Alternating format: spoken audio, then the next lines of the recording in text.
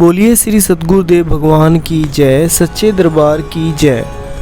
एक बात आपने अक्सर सुनी होगी कि गुरु दर्शन दुर्लभ नहीं है, दुर्लभ है गुरु की याद।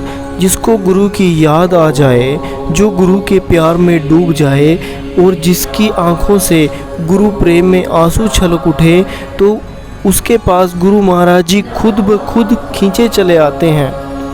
आज का जो अनुभव हम आपके लिए लेकर आए हैं, ये भी इसी श्रृंखला के ऊपर है, जिसमें बताया गया है कि अगर एक सच्चा साधक गुरुदेव को सच्चे हृदय से याद करता है, तो गुरु महाराज जी हर बंधन को तोड़कर अपने शिष्य के लिए दौड़े चले आते हैं और अपने शिष्य को कैसे गले लगाते हैं। तो चलिए स्टार्ट करते हैं आज का एक और दिव्य अनुभव। ये जो दिव्य अनुभव ये है स्वर्ण कांता जी का, जो कि रहने वाली हैं दिल्ली की। वो बताती हैं कि गुरु पूजा का पावन दिवस आने ही वाला था। गुरु घर से संदेश आया कि जो साधक भी इस दिवस अच्छे से साधना करेगा, गुरु महाराज जी उन सभी के घर आएंगे। गुरु पूजा का दिन आ गया। ब्रह्म मुहूर्त में उठकर हमने सबसे पहले तन को स्वच्छ किया, यानी कि हमने पहले स्नान आदि किया, प्रसाद बनाया और फिर आसन लगाकर पूरा परिवार सामूहिक साधना में बैठ गया। हमें विश्वास था कि यदि हम अच्छे से साधना करेंगे तो हमें गुरु दर्शनों का प्रसाद अवश्य मिलेगा। बस गुरु दर्शन की आस ने हमें सुबह सुबह जगा भी दिया और फिर गुरु आज्ञा को पूरा करने का बल भी दिया। उस समय साधना करते हुए मैंने अपने अंतर्घट में गुरु महाराज जी के दर्शन किए। सफ़ेद रंग के वस्त्रों में गुरु महाराज जी हमारे घर के भीतर आए।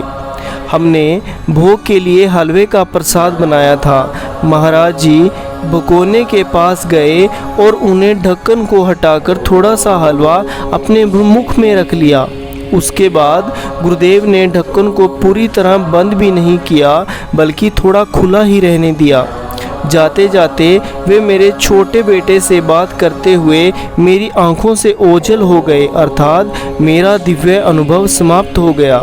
स्वर्ण कांता जी बताती हैं कि उन्हें अनुभव में महाराज जी ने दर्शन दिए कि महाराज जी ने उनके घर में प्रवेश किया और जहाँ पर उन्होंने महाराज जी को भोग लगाया था, महाराज जी वहाँ गए और जो उन्होंने भोग बनाया था महाराज जी के लिए, महाराज जी ने उसको ग्रहण किया और फिर महाराज जी उनके बेटे के पास आए और उनसे बात करते करते वे उनकी आंखों से ओझल हो गए।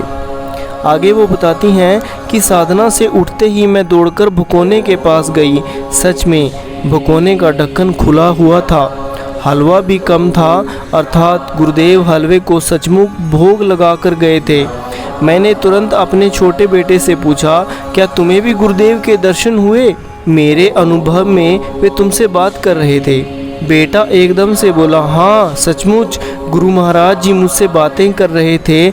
मेरे पास एक कॉपी थी, उसे देख गुरुदेव ने पूछा, तुम क्या लिख रहे हो? मैंने कहा, महाराज जी इसमें भजन लिख रहा हूँ और इसमें मैंने सत्संग भी लिखे हैं। इसके बाद गुरुदेव ने मुझे मेरी कॉपी ली और उसे पढ़ने लगे। छोटे बेटे के अनुभव सुनते ही मेरा बड़ा बेटा भी बोल उठा, आज सच में गुरु महाराज जी हमारे घर आए थे। उन्होंने हलवा भी ग्रहण किया और फिर अंत में मेरे सर पर हाथ रखकर मुझे आशीर्वाद भी दिया। हम सभी बहुत प्रसन्न थे क्योंकि गुरु दर्शनों का प्रसाद हम सभी को मिल चुका था। बाद में हमने प्रसाद रूप में हलवे को भी बांटकर ग्रहण किया और पूरा दिन गुरुदेव की याद में ही बिताया। और स्वर्ण कांता जी इस अनुभव का सार बताते हुए कहती हैं, हमें दिव्य अनुभवों से यही प्रेरणा मिलती है कि सच्चे मन से गुरुदेव को याद करो तो वे अवश्य दर्शन देने आते हैं। ये इस जन्म का नहीं, ये तो हर जन्मों जन्मों का खेल है। जब भी एक भक्त ने अपने भगवान को पुकारा तो वे हमेशा दौड़े चले आए। चाहे वो द्वापर युग में सुदामा के द्वारा कृष्ण को पुकारना हो या त्रेता युग में बरी के द्वारा श्री राम को पुकारना हो और कलयुग में भक्तों द्वारा आशुतोष को पुकारना हो, वे सदा ही दौड़े चले आते हैं और अपने भक्तों पर अपनी दया का हाथ सदा बनाए रखते हैं और उनके साथ तरह तरह की दिव्य लीलाएं करते हैं।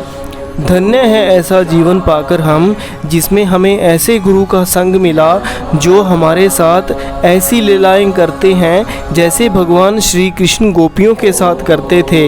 हमें भी इन क्षणों का भरपूर आनंद लेना चाहिए और गुरु महाराज जी की आज्ञा में चलकर उनके दिव्य अनुभवों को पाना चाहिए।